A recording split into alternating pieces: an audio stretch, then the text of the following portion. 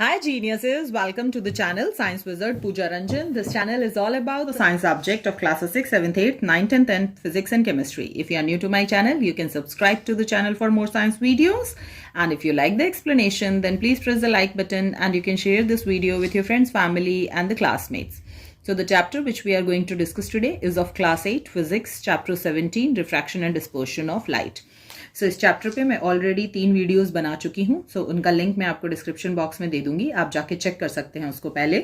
और जो टॉपिक हम आज डिस्कस करने वाले हैं वो है refraction by a prism. So last video में हमने डिस्कस किया था how the refraction takes place by a glass lab.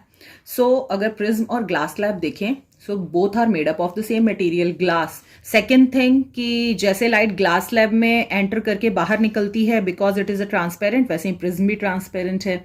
The only difference is कि जो आपका ग्लास लैब है वो रेक्टेंगुलर शेप का है, जो प्रिज्म है वो ट्रायंगुलर शेप का है.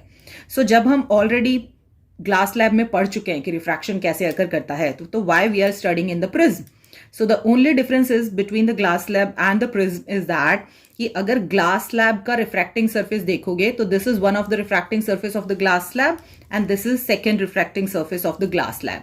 सो ग्लास लैब में जो रिफ्रैक्टिंग सरफेस हैं, मतलब जहां से लाइट एंटर करती है और जहां से बाहर निकलती है, they both are parallel to each other. ठीक है. और हमने देखा था कि जब रिफ्रैक्टिंग सरफेस पैरेलल होते हैं तो जो इंसिडेंट रे होती है, जब उसको एक्सटेंड करोगे आगे, और जो इमर्जेंट रे होती है जो बाहर निकली है ग्लास लैब से, they both are parallel to each other. But जो इमर्जेंट रे होती है वो लेटरली डिस्प्लेस्ड होती है फ्रॉम द इंसिडेंट रे. ठीक है.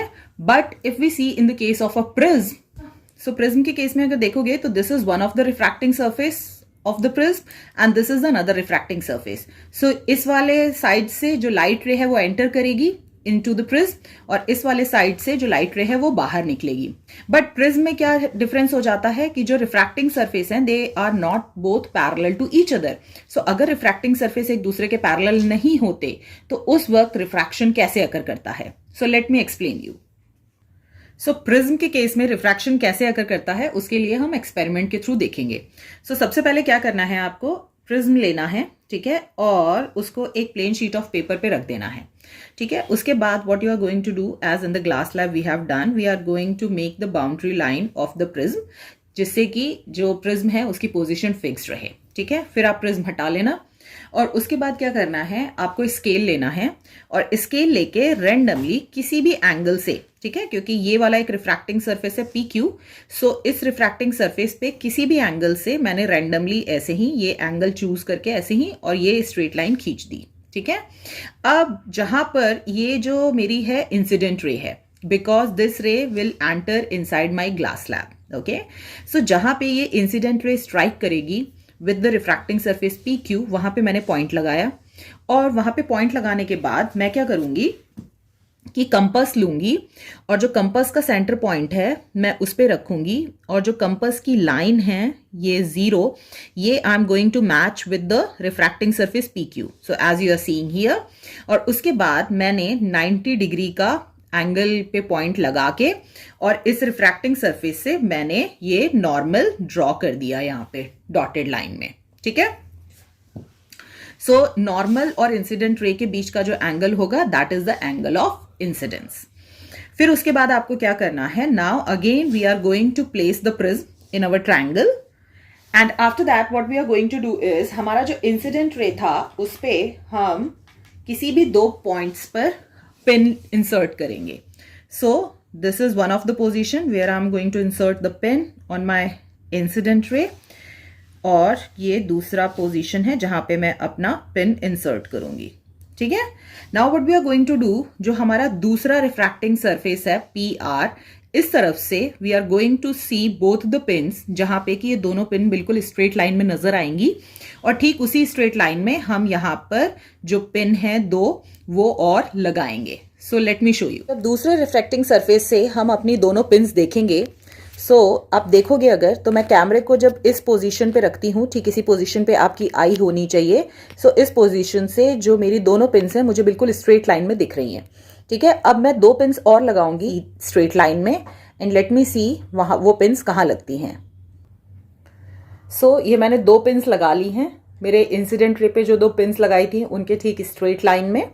सो जब इतना हम कर लेंगे उसके बाद we are going to remove our prism from this position और फिर मैं पिन्स हटाऊंगी, उसके चारों तरफ सर्कल फॉर्म करूंगी एंड सेम ये जो दोनों पिन्स मैंने इधर लगाई थी इनको भी हटा के उसके चारों तरफ मैं एक सर्कल फॉर्म कर लूंगी. What next we have to do is हम स्केल लेंगे और स्केल पे हमें ये देखना है, हम स्केल को इस ढंग से रखेंगे कि ये जो दोनों पिन्स हमने लगाई थी on to the straight line with the incident ray. Okay, so हमें क्या करना है कि इन दोनों पिन्स का जो पॉइंट है उनको बिल्कुल स्ट्रेट लाइन में रखते हुए हमें एक सीधी लाइन खींचनी है to the refracting surface P R. So ऐसे रख के मैंने यहां से ये लाइन खींच दी है on the refracting surface P R. ठीक है, सो मेरी ये वाली जो रे है ये क्या हो रही है, अंदर जा रही है और रिफ्रैक्ट होके बाहर आ रही है. तो this is called the emergent रे, this is called the incident ray. ठीक है, अब ये वाला जो पॉइंट और ये वाला पॉइंट था मेरा, मैं क्या करूंगी, इन दोनों को मीट करवा दूंगी. ठीक है, सो जब इन दोनों को मीट करवाऊंगी, सो क्योंकि ये वाली जो लाइट रे है वो एंटर हो रही है इनसाइड द ग्लास स्लैब, सो यहां पे उसका रिफ्रैक्शन होगा, बेंडिंग होगी ऑफ द लाइट, क्योंकि वो रेयरर से डेंसर मीडियम में एंटर हो रहा है तो वो बेंड होगा towards the normal. Okay, so as you are seeing here this is the normal, so ये बेंड हो रहा है टुवर्ड्स द नॉर्मल. ठीक है, और फिर जब ये बाहर निकलेगा from the prism to the air, तो यहां पे फिर से डेंसर से रेयरर मीडियम में एंटर हो रहा है तो वो बेंड होगा अवे फ्रॉम द नॉर्मल. अब यहां पे पी आर रिफ्रैक्टिंग सरफेस पे भी we have to draw a normal. So how we are going to do that, कि जहां पे हमारी इमर्जेंट रे मीट कर रही है to the refracting surface P R, ठीक वहां पे सेंटर रखेंगे प्रोटेक्टर का और जो हमारा जीरो है वो हम मीट करवाएंगे with the line P R. ठीक है, और उसके बाद ठीक 90 डिग्री के एंगल पे पॉइंट लगा के यहां से हम परपेंडिकुलर ड्रॉ कर देंगे like this. So this is the perpendicular to the surface P R. ठीक है, और ये दोनों पॉइंट्स मीट कर देंगे आप, तो ये आपकी हो जाएगी रिफ्रैक्टेड रे. आफ्टर डूइंग ऑल दिस एक चीज तो हमें क्लियर हो गई, वो क्या है कि जैसे ग्लास स्लैब में हमारा इंसिडेंट रे और इमर्जेंट रे पैरेलल थे, उस ढंग से प्रिज्म में जो इंसिडेंट रे और इमर्जेंट रे हैं they are not parallel to each other. ऐसा क्यों हुआ, क्योंकि ग्लास स्लैब में रिफ्रैक्टिंग सरफेस पैरेलल थे बट प्रिज्म में जो रिफ्रैक्टिंग सरफेस हैं they are not parallel to each other. So कभी भी जब रिफ्रैक्टिंग सरफेस पैरेलल होंगे एक दूसरे के तो इंसिडेंट और इमर्जेंट रे भी पैरेलल होंगे, और अगर रिफ्रैक्टिंग सरफेस एक दूसरे से पैरेलल नहीं होंगे तो वहां पे इंसिडेंट और इमर्जेंट रे पैरेलल नहीं होंगे. ठीक है, सो ग्लास स्लैब में तो हमने लेटरल डिस्प्लेसमेंट देखा था, बट क्योंकि प्रिज्म में they are not parallel, so यहां पे क्या मेजर करेंगे हम, सो यहां पे we are going to measure the angle of deviation, मतलब कितने एंगल से जो इंसिडेंट रे है वो डेविएट होके बाहर निकलती है from the prism.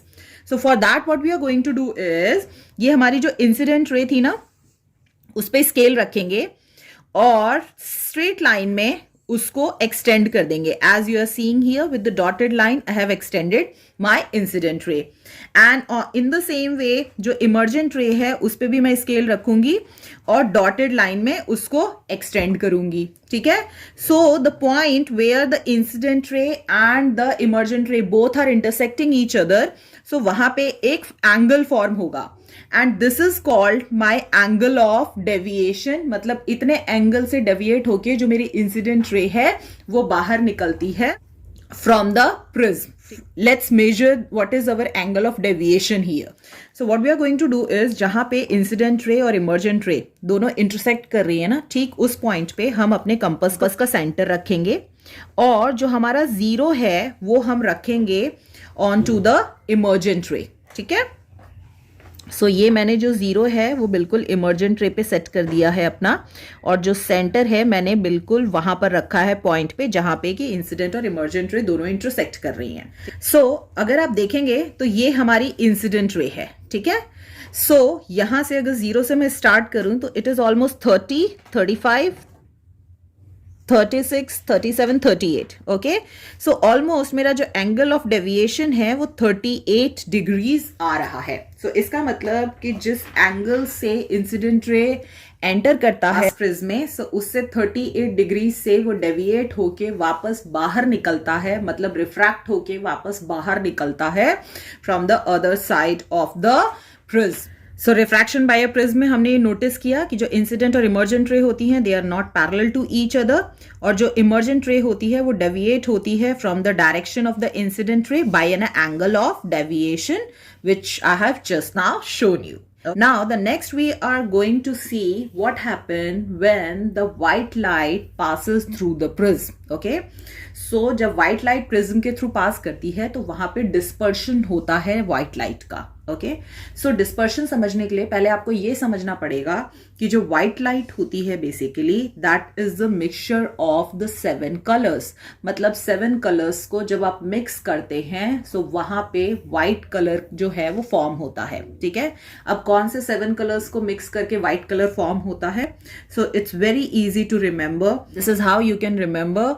The short form is the VIBGYOR. Okay, so the V represents the violet, I represents the indigo, B represents the blue, G represents the green, Y represents the yellow, O represents the orange, R represents the red. So VIBGYOR जो होता है these are the 7 colours दूसरे के साथ mix करके white light form करते हैं. ठीक है, अब जब व्हाइट लाइट जो है वो जब पास करती है थ्रू द प्रिज्म, सो आप सबको पता है कि जब लाइट रे प्रिज्म से पास करेगी तो क्योंकि जो प्रिज्म है वो ग्लास से बना है तो लाइट जो है वो रेयर से डेंसर मीडियम में एंटर कर रही है, तो वहां पर क्या होगा?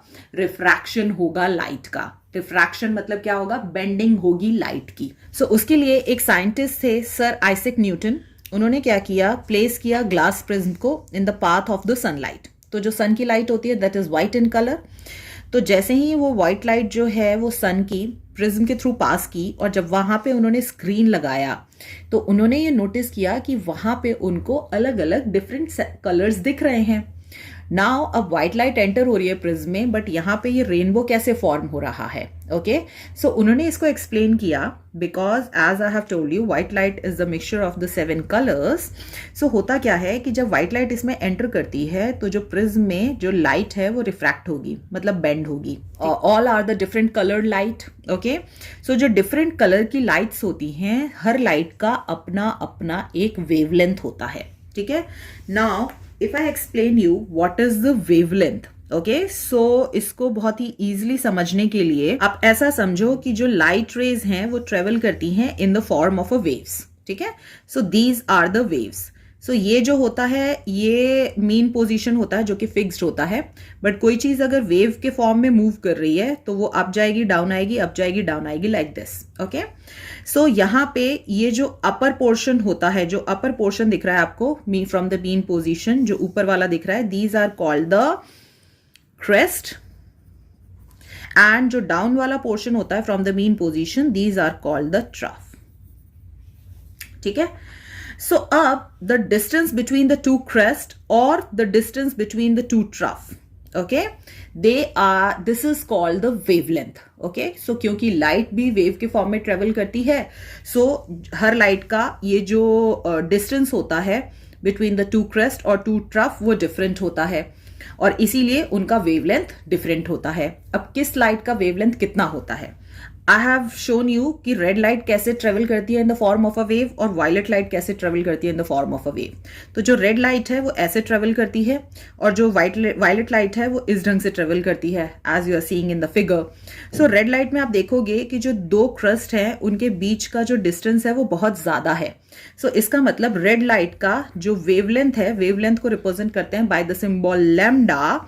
सो यहाँ पे जो रेड का वेवलेंथ है वो बहुत हाई होता है रेड लाइट का. ठीक है, और अगर वायलेट के केस में देखोगे तो ये जो वेव्स हैं वो बहुत ही पास पास फॉर्म हो रही हैं. ठीक है, सो यहां पर जो डिस्टेंस होता है बिटवीन द टू क्रफ वो बहुत ही लो होता है, कम होता है. सो इसीलिए क्योंकि distance between the two crest is very less, so इसीलिए यहां पर जो वॉयलेट लाइट है उसका वेवलेंथ जो होता है वो बहुत ही लो होता है. ठीक है, सो जो वेवलेंथ होता है रेड का सबसे हाई होता है, उसके बाद ऑरेंज का उससे कम, येलो का उससे कम, ग्रीन का उससे कम, ब्लू का उससे कम, इंडिगो का उससे कम और सबसे कम होता है वायलेट का. ठीक है, अब ये क्यों समझा रहे हैं आपको वेवलेंथ? तो यहां पे एक चीज याद रखनी है आपको कि जिस लाइट का जितना ज्यादा वेवलेंथ होगा उस लाइट को बेंड करना उतना मुश्किल होता है. और जिस लाइट का वेवलेंथ जितना कम होगा वो लाइट उतना ज्यादा बेंड करती है, ठीक है।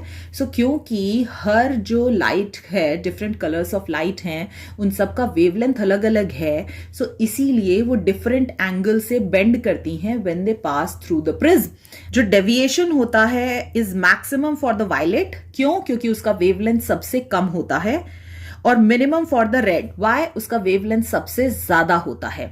So due to the difference in the wavelength of the different colour light, एक लाइट जो है वो ज्यादा बेंड करती है, दूसरी कम बेंड करती है, तो जिसके कारण वो जो लाइट्स हैं वो एक दूसरे से सेपरेट हो जाती हैं, स्प्लिट हो जाती हैं, और जब स्प्लिट होती हैं, अलग हो जाती हैं, तो वहां पे रेनबो फॉर्म हो जाता है। सो इसीलिए जब प्रिज्म के थ्रू आपका व्हाइट लाइट पास करता है तो different colour of light different angle से बेंड हो रही है, सो इसीलिए वहां पे रेनबो फॉर्म होता है। जो स्प्लिटिंग ऑफ लाइट होता है into the constituent colours, what are the constituent colours? VIBGYOR, okay, इसको हम डिस्पर्शन कहते हैं। और वही जो patch of coloured light, so जो पैच ऑफ कलर्ड लाइट है दैट इज द रेनबो, जो कि ऑब्टेन्ड होता है स्क्रीन पर, उसको हम स्पेक्ट्रम कहते हैं। So as you can see यहाँ पे व्हाइट बल्ब है, ठीक है, जो मेरा प्रिज्म है उसके थ्रू जो व्हाइट लाइट है वो पास हो रही है।